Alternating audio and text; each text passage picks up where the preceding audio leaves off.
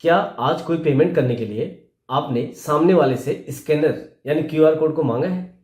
शायद आपको मांगने की जरूरत ही नहीं पड़ी होगी, क्योंकि अब तो हर दुकान, रेहड़ी, पटरी वाले के पास सामने ही क्यूआर कोड होता है।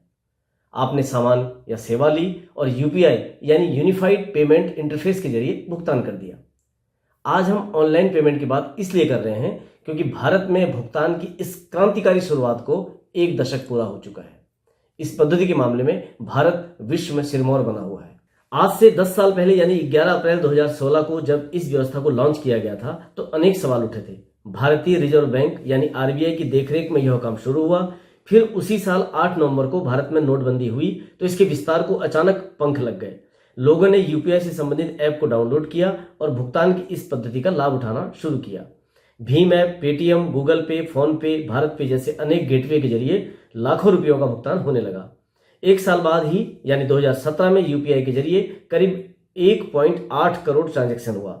आज यानी 2026 तक यह संख्या 219 अरब पहुंच चुकी है। करीब 12,000 गुना की बढ़ोतरी भी हो चुकी है। कुछ तकनीकी दिक्कतों की शिकायतों के बीच आम सवाल है कि क्या यह पद्धति और जोर पकड़ेगी या फिर कुछ कमियां इसकी रफ्तार पर ब्रेक लगा सकती हैं।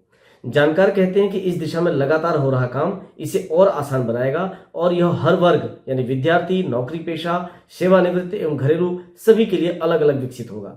आज भी अनेक तरह के ऐप हैं, इनमें से कुछ सिर्फ विद्यार्थियों के लिए हैं। ऐसे ही भीम ऐप का सर्कल फीचर भी बहुत लोकप्रिय हो रहा है। संबंधित कंपनियों का कैशबैक ऑफर भी लोगों को आकर्षित कर रहा है। इन सब के बीच भुगतान के आसान होने के कारण ठगी के भी कई मामले सामने आए हैं। इस दिशा में सख्त कदम उठाए जा रहे हैं। सवाल चाहे लाख उठें, लेकिन यह कदम है तो क्रांतिकारी और सर्वसुलभ। एक अनुमान के मुताबिक यूपीआई के जरिए अब तक 219 अरब रुपयों का ट्रांजैक्शन हो चुका है। माना जा रहा है कि ऑनलाइन भुगतान का यह दायरा और बढ़ेगा और एक समय ऐसा होगा जब कैश की जरूरतें न्यूनतम हो जाएंगी। हालांकि इस सफर में अभी अनेक किंतु परंतु हैं।